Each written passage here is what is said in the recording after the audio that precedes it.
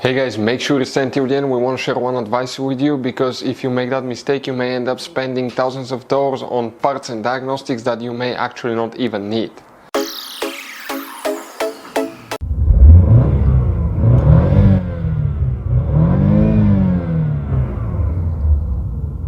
Hey guys, welcome back to Electrical Car Repair Live. Thank you guys for watching and subscribing to the channel. Today will be super helpful video to any of you having Dodge Charger, that generation here from year 2014 to year 2024. If you need to find where the fuel injectors, fuses and relays are located, if you have problems with fuel injectors not working, always check those.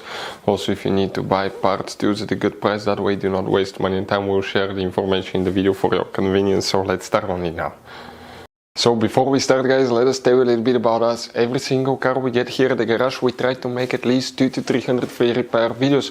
We take them completely apart, we show you how to do almost anything. How to fix engines, transmissions, electrical components, codes, fuses, relays, all that stuff. Why we guys do it? Because our mission in the shop is to save you as much money as we can. All we need in return, please subscribe to the channel, like the video, that way we can keep making these absolutely free videos for you. And if you want guys, please check out our YouTube channels. We have more than 15,000 free repair videos that can save you thousands of dollars in future repairs. So guys, for any of you that want to see how to test fuel injector on a car, we have videos on our YouTube channels that will teach you how to do that. But now, here we'll demonstrate on that generation Dodge Charger. What you need to do, first open the hood, then facing the engine. It could be V6 or V8. Facing the engine on the left side is the fuse box, that's on the passenger side guys. Here you see you have these two tabs, push them together, pull the cover out, and you have that fuse box with a layout like this one here. Before we continue, let's explain quickly why it's always a good idea to test fuses and relays. It is guys very important to test fuses and relays. On those fuses you cannot clearly see if they're burnt or not, especially you can see in the J-case fuses as well. And if you guys assume, okay, let's say you remove a fuse, you look at it and you assume guys that it's actually a good fuse, but it's actually a bad fuse, sometimes you cannot clearly see that. What can easily happen guys at that point, you can put the bad fuse in and you start replacing parts and tools that you don't need to, so you lose your time, you lose your money to fix a problem that doesn't exist, when all we had to do is test the fuse and replace it. We'll put a link to a special video that will teach you how to test fuses, how to check relays very easily as well guys. So check it out, it will be in the description of the video below.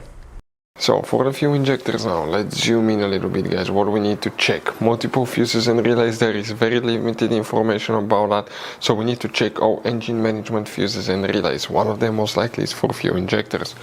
Coming in this row of fuses, even if you have a missing fuse, you count the spot. That's fuse 28, 29, 30, 31. Number 31 will be the first fuse we need to check. Then we need to check fuse 34, 35. And you have fuse 37. Right here. Also you have that relay right here, which is known as ASD relay 63 guys, right here.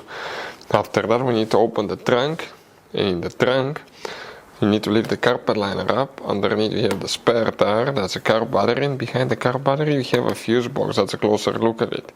See these tabs, squeeze them together and pull the cover out. Underneath you will find that fuse box with that layout. Here we need to check relay 29, and some of you may have relay 14 here as well. If you have it, check it as well.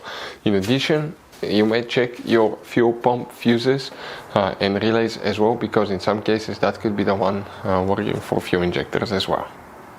So this guy's Dodge Charger has all kinds of different fuses and relays, different sizes, and those guys, okay, could be really hard to find, especially if you're in the middle of nowhere. One time we needed a replacement, we couldn't get one, we were stuck because we had to wait a few days to get a shipment. So we recommend to buy some spare fuses, relays. Put guys some spare ones in the glove box for a peace of mind. We'll put a link in the description of the video below where you can get them at a good price, quick shipping, that way you do not waste money and time guys. Thank you for watching, hopefully the video was helpful, and see you guys next time.